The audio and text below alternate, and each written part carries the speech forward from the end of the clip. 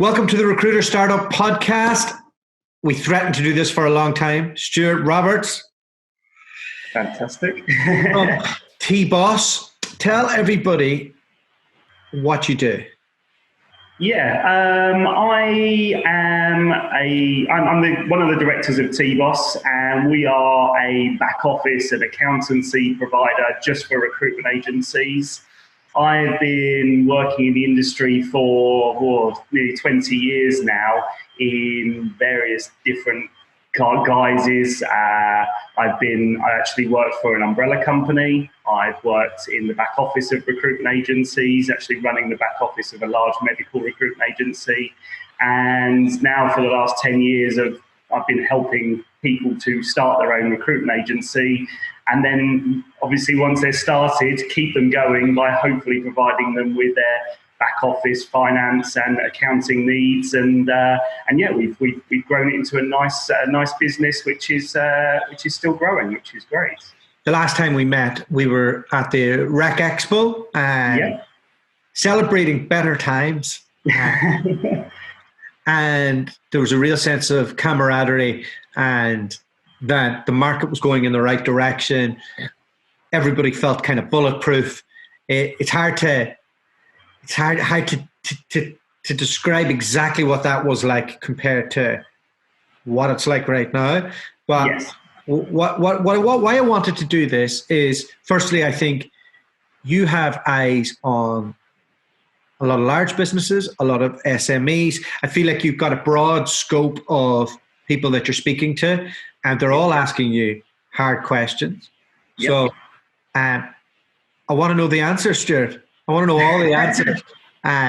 So I suppose let's start whenever this crisis kind of raised its head. What of the last, would you call it the last 10 days or is it 2 weeks now? Or yeah, I would say probably the last 10 days. I think people have started taking it quite serious. We've had our own TBOS Cobra meetings in some respect to obviously make sure that looking at all of our agencies, seeing which ones we think will survive, which ones will struggle, the cash perspective on each of them, and obviously just to get our story straight on exactly how we can help each of those. We do have a list of some of our agencies that we are going to dedicate a bit more time to, where we feel that they do need that little bit of extra help, either due to their industry, due to their financial position prior to this. And yeah, we started implementing that at the beginning of last week, and it's been working. We've been having lots of conversations with our agencies. And in the meantime, obviously for us, it's about keeping that continuity of service. So we've obviously made sure that even for us, that we've made sure that we've got staff in place and are working safely and remotely. But at the same time, the service levels cannot drop for our clients. So we've made sure that everything is running as smoothly as what it was before. And obviously not only educating our clients, but also our internal staff, because obviously they need to know as well. Because all of our agencies are asking the same questions, how am I going to survive this? How long is it going to survive? And if it does last for longer than, say, 3 months, what do I need to do to make sure I do survive this? And that's the questions we've been answering. Okay, so let's jump into the agencies that you're supporting. Which sectors are getting hurt the worst? Which are doing okay and which are thriving? Yeah, I think luckily for TBOS, a large portion of our clients, I think it's about 41% of our client base is in the IT industry. So as long as those candidates are this is on the contractor side, as long as those candidates are working remotely, then there've always been no issues. Or if they can now work remotely, it kind of sort of says to them, this is kind of maybe the new way forwards. It's the same on some of the financial markets, and also on the on some of the markets where you kind of go, right, you have to now work from home, and it's traditionally been in the office. The ones that we found that are actually struggling at the moment are the kind of the administration, so providing, say, admin, part-time admin services, because obviously the offices aren't open. You've also got the teaching sector, although a lot, the teaching agencies that we've got have managed to kind of negotiate with some of their their schools, that potentially that because they are funded by the government, there should be no reason why they don't continue to actually be funded by the school during this time. And a lot of the schools have been really, really good for those agencies and said, yes, we'll help you out. We do have a couple of agencies in the retail sector, so providing, people in retail, and they've seen a large drop off on contractor numbers. But overall, we believe that, probably we're going to lose probably 30% of the contractor base, initially, whether or not that continues, because of most of ours are contractors and less temps. Our temp driving agencies are seeing a massive boom at the moment, obviously, because obviously the temp agencies in the driving sector, there's a large portion of agencies being required in that sector. So I'm just going to move this up. There we go. So the driving agencies are seeing a big boom at the moment. All of their clients are kind of coming out saying that they really need them. And also, it's about pulling in new clients. So, you have to go where actually people are required. And so those agencies are adapting and really are, trying to help out as much as possible. Map out those conversations for me that you have with those firms who are struggling. What type of things are you looking at in terms of analysing where they're at, and then what are the measures that you're advising, and how do you go about that? Yeah, I think the thing we've always looked at is obviously, we're very much at TBOS, it's always about getting regular management accounts, and every single one of our clients gets monthly management accounts. So it's very easy for us to track exactly where they were and whether there is if it starts declining, we can see that very quickly because we've got month-on-month figures. I do feel sorry for the agencies who are maybe either getting quarterly management accounts or annual accounts, or even not getting any accounts, or not even understanding them. And that's the main thing, is actually for the agency director to understand their figures.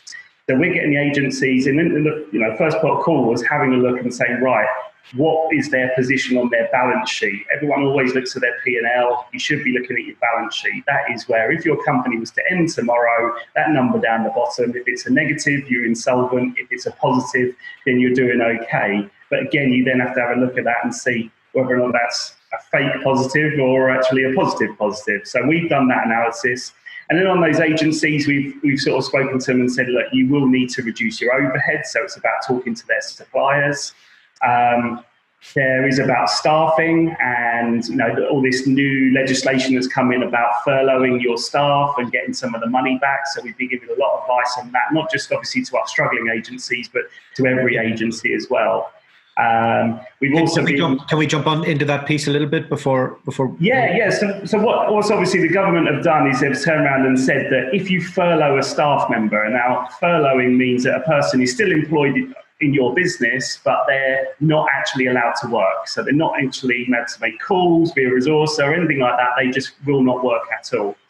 And so during that time, those furloughed staff members are entitled, the company would still pay them, and they can pay them either 80% of their wages or their full wage, because they can actually claim back 80% of that money back from the government.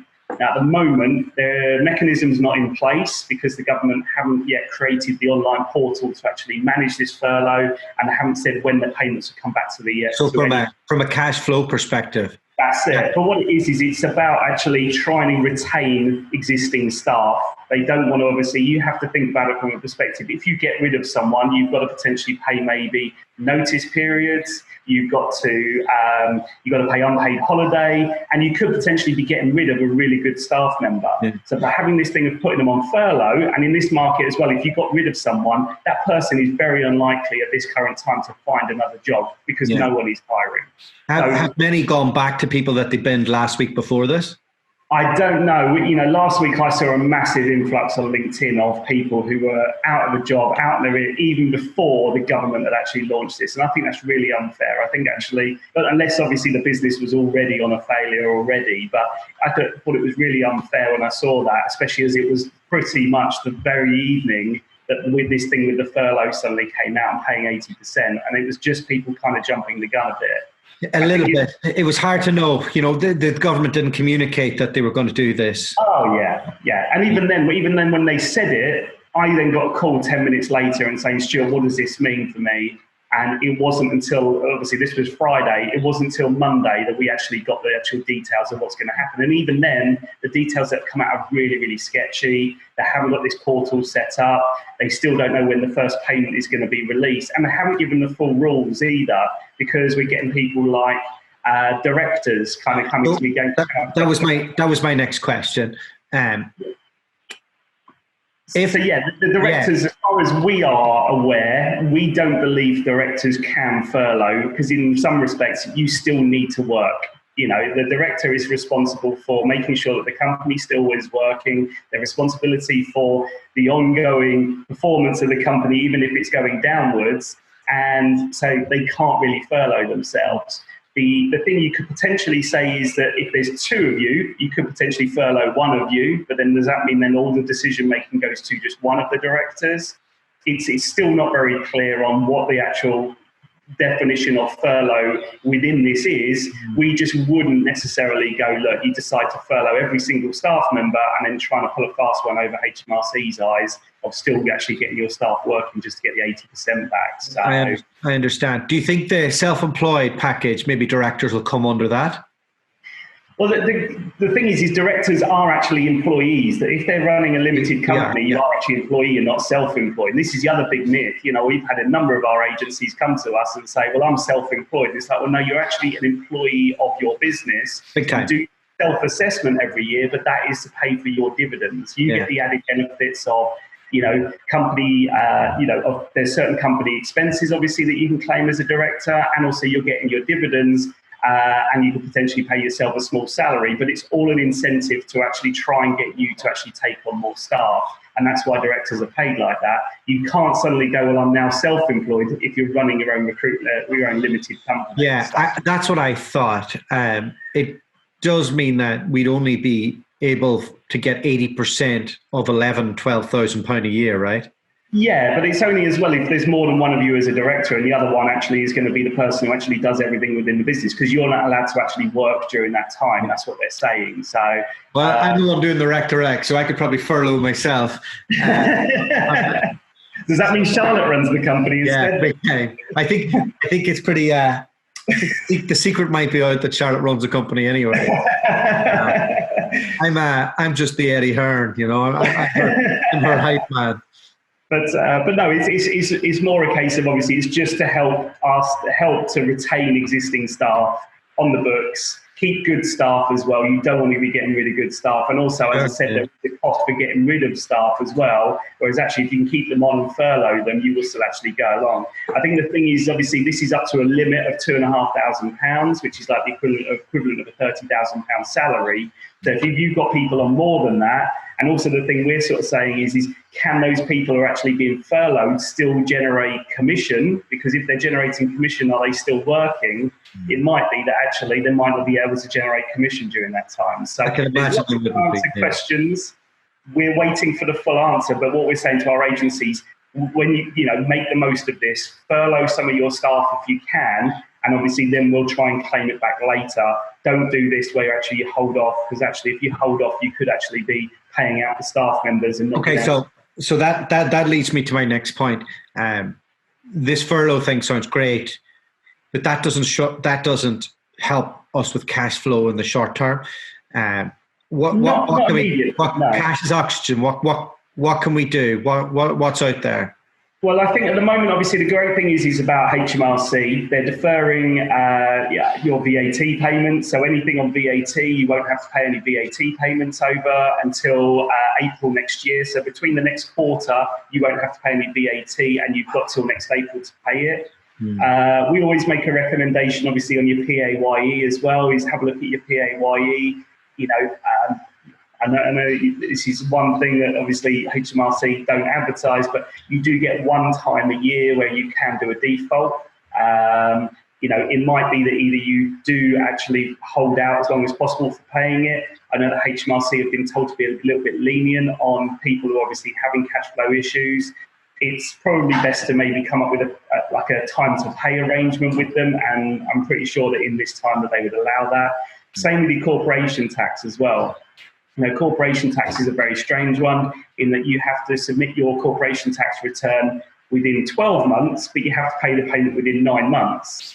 So HMRC don't actually know the amount you're supposed to pay HMRC until 12 months' time, but you're supposed to pay it 3 months before then. So potentially what you could do is make a payment, a nominal payment to them, and then actually when you actually submit your corporation tax return later on down the line, you pay the difference at that point, and you'd obviously have to pay interest on that. But it's quite a low interest rate. So those are things that we are kind of telling our agencies is kind of look at your HMRC liabilities, look at your overheads, look at your staff. And then, yeah, it's a case of, trying to keep your business going, see if there is any business opportunities you can still make the most of. Keep in contact with your clients, because as soon as this is over, we believe this is going to be a springboard to actually go back. The market's going to be immense when we go back. And the reason for that is we've been in such a candidate short market for such a long time. I've been to so many meetings with associations and every agency saying candidate short market, candidate short market. I think this is where it will now change. There's going to be loads of candidates out there that have been told to not go back to work, to stop, just purely because obviously they can't furlough contractors or temp staff.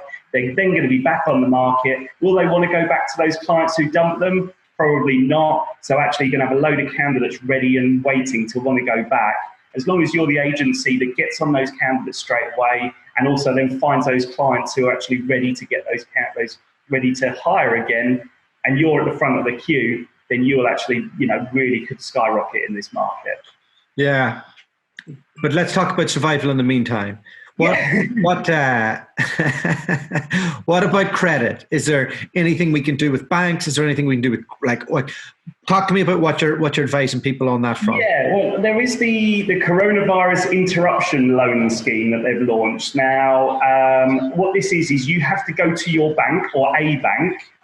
So I had a guy the other day who's using one of these online banking systems. Not a major bank, and he says, look, they haven't got the details yet, they're not offering it yet.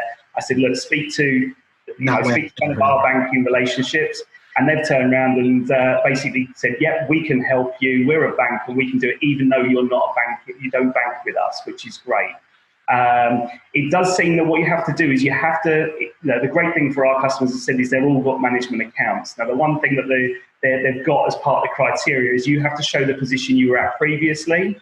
Yeah. You then have to give a projection of obviously where you believe the cash flow is going to be in 3 to 6 to 9 months, in the hope that we all come out of this. And it's an interruption loan, so it's a loan to help you see yourself through that situation. So you need some help from someone with financial figures to actually show where you were initially and where you could potentially be. You put it together and you give it to the bank, and then the bank will hopefully, they're lending anything up to £5 million at the moment per company. So the government has thrown money at the bank to be able to do this. Yeah, so what they're doing is they're actually guaranteeing this. So it's a loan that's still 100% your loan, but it's a 12-month interest-free loan that is 80% backed by the government. Okay, but after the 12 months, does that start getting... Then there would be an interest on there, but it's a 12-month interest-free loan. So what we're saying to our agencies is potentially go and get the loan, because we obviously at this stage don't know if there's any setup fees, but we would think that there's probably either very minimal or not at all. Get this loan and put it in your bank account or put it in a deposit account. If you use it, then at least you've had that loan. If you don't use it, when it comes to the end of it, give the money back.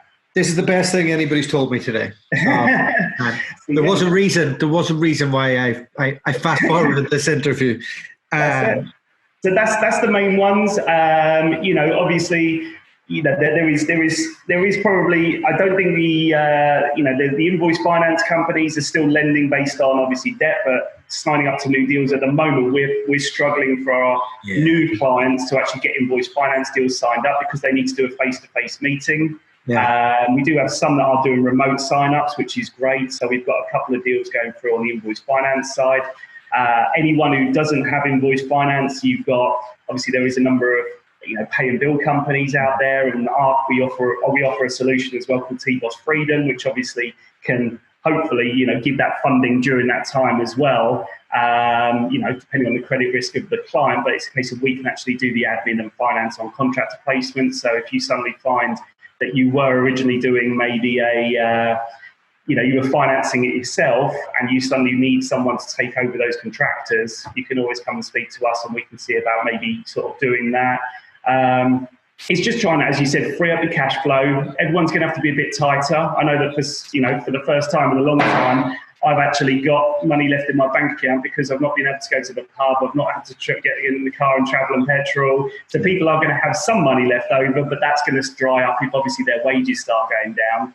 But it's about, obviously, we're all going to have to be a little bit lean. It's quite early days. We're probably, day 3 really of lockdown, rather than, we haven't been out for a long, long time yet. Give it another 6 weeks and we'll all be climbing the walls. But at the same time, will we have spent a lot of money? Probably not. We'll be at home. It's going to be that next 6 weeks. And then after 6 weeks, hopefully, we can see how it ends from there if it does. Slight changes to the IR35. What does that mean for the industry? Well, the delay, I think, was very welcome. Right up until the point when they delayed it, we had a seminar that we did. We were giving so much information on our TBOS agencies. We were making, sure that our agencies were aware of which contractors it could be affected by looking at their limited company ones. And what happened was there was still a lot of agencies who were burying their head in the sand. I had one that turned around to me and said, "Oh, I think it's a bit like GDPR. It will just be something that blows over and no one will get fined for it." And I said, "Look, I think this is completely different." There was also the clients were kicking back on it as well. So, trying to get a status determination sheet from each client was like pulling teeth. They didn't understand it. They didn't want to know. And even when you said the responsibility fell on them, they still actually did not want to know whatsoever, which was a real shame because, in some ways it was a good and bad legislation. It was bad for, obviously, that the market was suddenly going to be under, taxation. There were certain people who actually should be classed as contractors and were doing more of a contractor role and should have been taxed and been able to run limited companies. But at the same time, I was on the other foot and going, look, hang on a minute, you as a placement, I don't believe you were actually inside, you were outside of IR35. You've had it good for all these years. You shouldn't have done it. There was contractors I know that were, treated like a staff member. They were going to Christmas parties and things like that. That all says you're an employee, really. There was, I think they were right about things like the driving industry where they turned around and said, look, hang on a minute, you're actually going to be inside of IR35 unless you drive your own rig. So how many truck drivers would go down to into their client with their own rig? They wouldn't be driving their own lorry. They would have to drive theirs. So you're using your client's equipment. So then really you are classed as an employee. I suppose it's just one headache we don't have to worry about now for the meantime. Yeah, well, obviously we've all got a lot more to worry about. So to put IR35 on that as well would actually just be an absolute nightmare as well. Even though you've got 2 weeks before it would have been going through. I know that my phone has constantly been going recently about survival, let alone actually to start talking about IR35. So I was really welcomed it at this stage. But as long as this situation subsides over the next kind of 6 to 9 months, I think we should be fine for actually implementing it again next year, but it's still actually an education piece. And I still think there still needs to be a lot more done by, to educate clients. I think that's the thing is the recruitment agencies knew about it. We've always known about it. It's the clients. And I think government didn't put enough emphasis to clients to educate them. They should have really sent a letter to every single large client from Companies House and said, you do realise that you have to abide by this new legislation because you are classed as a large client. And instead it was down to the recruitment agencies to actually educate those people, which, they're just, how much time would they listen to a recruitment agency if they've only got 1 or 2 contractors rather than actually getting a letter from HMRC or the government saying you need to be aware of this. Okay. So where can people find you? Who can reach out to you and what can they call you about? Well, obviously we've got a good client base and our client base reaches out to us all the time. I'm always very open to having discussions with people, but obviously, our clients do come first. But yeah, I'm available to help out on things like if you're looking for invoice finance or invoice finance arrangement, because we never actually give any of our own money ourselves. The arrangements we set up are that we help and introduce people to invoice finance arrangements. And our main aim is to get recruiters doing what they do best, which is recruit. So if we can take all the administration away and the finance element and the accounting element, that's going to make them much stronger. So anyone who, as well, if they're a client and they've got no financial figures, come and speak to us. You should be working with someone like TBOS to get your finances. And the only way you know whether or not your finances are in order by having your figures up to date. That doesn't mean, oh, I've got zero and I do it myself. That means I've got all my books up to date. The number of times we've taken over the books from a recruiter who's gone out and bought Xero or QuickBooks or Sage and is doing it themselves, and they're putting the data in, and when they give it to us, it is in complete disarray, and we have to redo the whole lot all over again. So you really should be engaging with someone to actually either review those figures on a monthly basis or actually get someone else who's qualified to actually do those figures. You know, we're at the moment, we've got a large agency that we're doing, and we're doing backdated bookkeeping all the way through to September last year because they just haven't done anything. Their VAT returns they don't know if their VAT returns that they've done are correct. They don't know if they're on the right scheme. They don't know if they've made enough profit. And so they've kind of come to us and said, look, we know it's a mess. We want you to help us sort it out. So we're not only doing that as a backdated, get the bookkeeping all up and running and making sure they've got correct figures and understand them, but it's then on an ongoing basis. So from the moment they signed up with us, we've been reconciling their books daily. We've been invoicing and keep giving them the advice daily. And that's what you need. Yeah, for anybody who's starting out, you fund or find somebody who helps them fund contractors, essentially, as well. Is that right? That's it, yeah. Well, you know, our core business, you know, over the last 10 years, I've probably helped over 250 top billing recruiters who have come to us and said, I want to start my own recruitment business. And so if it's a perm agency or a contract recruitment agency, they come to us and we do everything from helping them with the formation side, getting business banking, introducing them to reputable suppliers, getting them registered with HMRC, and then it's up to them. They then should do what they do best, which is finding new clients, finding candidates and trying to make that placement. Once they've done that, we then do our service going forward. The great thing with us is we don't charge any fees until the agency has done their first placement or they've been signed up with us for 3 months. Because obviously, if you start your agency in January, if you don't make a placement in January, we're still there processing your expenses, getting you all registered. February the same, March might be the same. But when it comes around for April, we're coming around to doing that first VAT return. That's when, unfortunately, we have to start charging. But at the beginning of that month, I would be giving you a call and be going, what's going on? You said you were a top billing recruiter. It's been 3 months since you started your company and you haven't actually started billing. Is this right for you? And either they're just on the cusp of making that first placement, or actually they come to the realization that maybe they weren't as good as what they thought they were. We've been very successful in identifying some really good people. We've got some really great success stories on our books of, top billing consultants. And it's not an age thing or anything like that, but we've had some. I think the youngest one we had was 19 who started their recruitment agency and only been in it for 18 months. Gone straight out of school into it.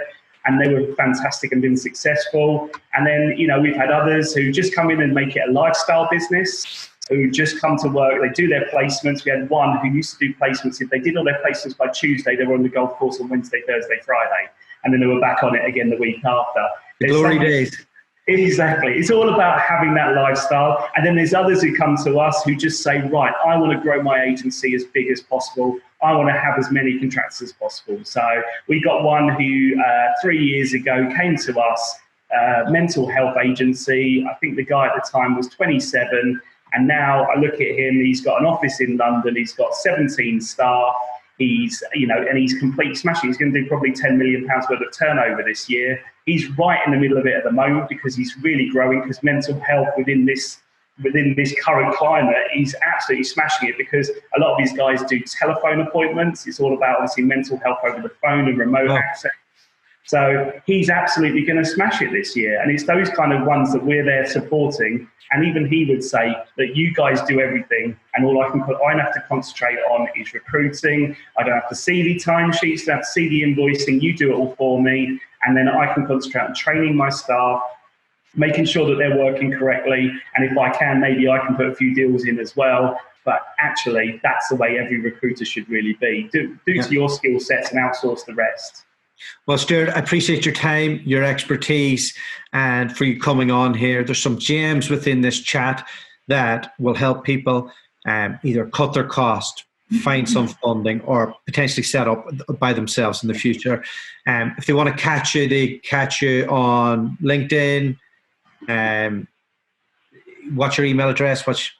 It's Stewart Roberts. That's STEW. I'm a Stewart, not a Stewart. Stewart Roberts at tbos.co.uk. You'll find me on LinkedIn, and obviously connect up. Obviously, I'd be happy to help anyone who's got some, real urgent issues or needs. I'm always there for help and advice. Send me messages through LinkedIn is probably another good one as well. I've got a large base of people who are already connected to me on LinkedIn, so they can, DM me through LinkedIn. It's what I would suggest is if you're in trouble at this stage, speak to your bank. Look at what's on offer from the banks, because obviously they'll be helpful. Look at HMRC, see if there's time to pay arrangements on any of your overheads, on your HMRC liabilities. Look at your overheads and speak to your clients. But really, it's looking to maybe gear up for that next stage on, as soon as we come out the of upward this. curve. All right, Stuart. Thanks so much, and we'll catch up soon. Fantastic. Great speaking to you.